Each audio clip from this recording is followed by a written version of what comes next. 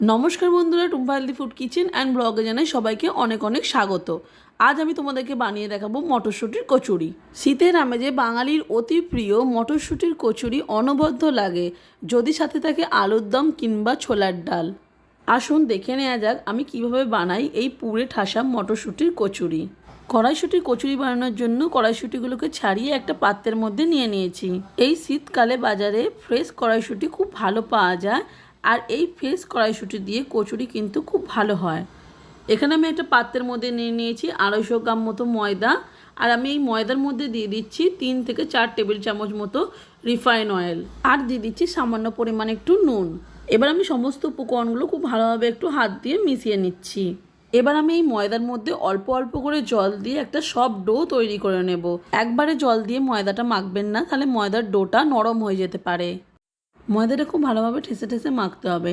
ময়দাটা খুব ভালোভাবে ঠেসে ঠেসে মাখলে কচুরিটা খেতে কিন্তু খাস্তা হবে।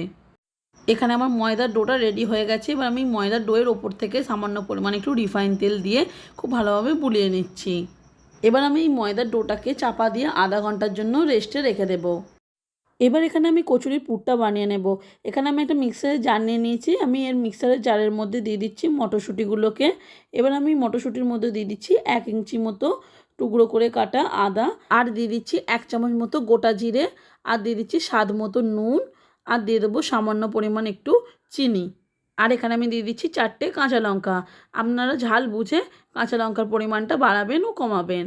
এবার আমি এই মিক্সারের জারের মধ্যে সামান্য পরিমাণে একটু জল দিয়ে আমি খুব ভালোভাবে একটা পেস্ট বানিয়ে নেব।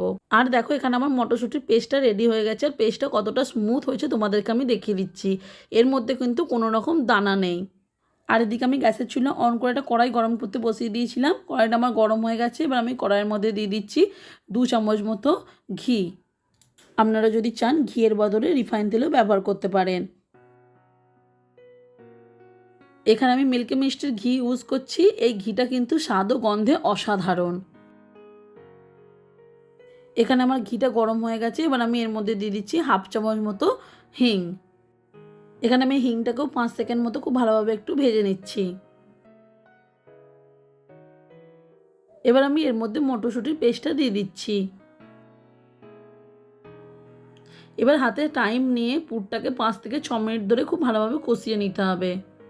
পুরটাকে খুব ভালোভাবে কষিয়ে নিতে হবে। পুরটা যতটা খুব ভালোভাবে কষানো হবে ততটাই খেতে সুন্দর হবে।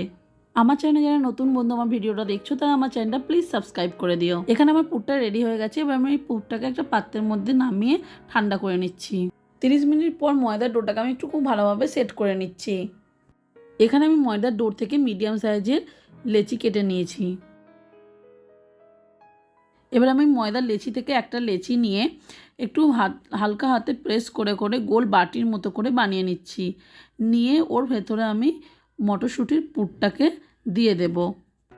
চারদিক দিয়ে হালকা হাতে প্রেস করে করে ময়দার খোলটাকে আমি বন্ধ করে দেব।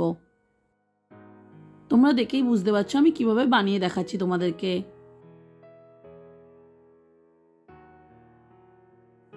ঠিক একই পদ্ধতিতে আমি তোমাদেরকে আরেকটা বানিয়ে দেখিয়ে দিচ্ছি।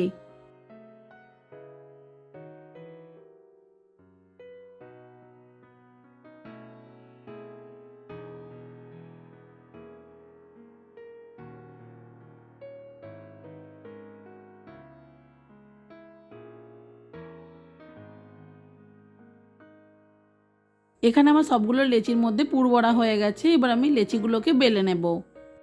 প্রথমেই আমি বেলুন পিড়ের ওপরে সামান্য পরিমাণ একটু সাদা তেল দিয়ে দিলাম, আর লেচিটাকে আমি তেলের মধ্যে একটু খুব ভালোভাবে বুলিয়ে নিলাম।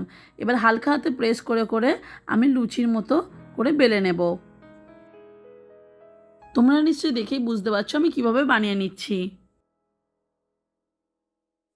আমি এইভাবে বাকি কচুরিগুলোকেও খুব ভালোভাবে বেলে নেব।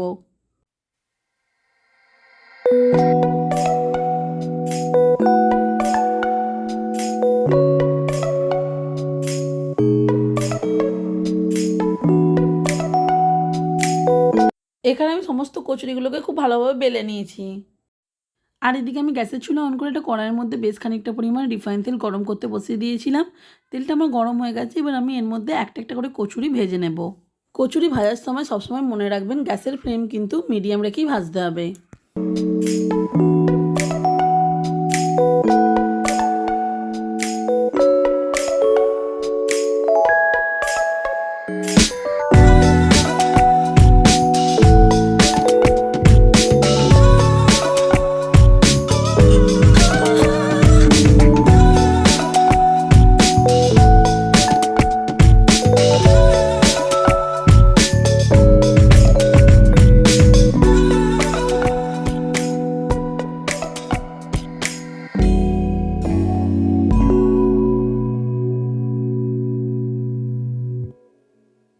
দেখো এখানে আমার রেডি হয়ে গেছে শীতকালে বাঙালিদের অতি প্রিয় মটরশুঁটির কচুরি। খুব সহজ উপায়ে এবং ঘরোয়া কিছু উপকরণেই আজ আমি বানিয়ে দেখালাম এই মটরশুঁটির কচুরি। আমার এই ভিডিওটা ভালো লাগলে অবশ্যই একটা লাইক করে দিও আর কমেন্টে জানিও আমার এই রেসিপিটা কেমন লেগেছে। এই রেসিপিটা বাড়িতে একবার অবশ্যই ট্রাই করে দেখতে পারো আর বাড়িতে বানালে অবশ্যই কমেন্ট করে জানাতে ভুলো না খেয়ে তোমাদের কেমন লেগেছে।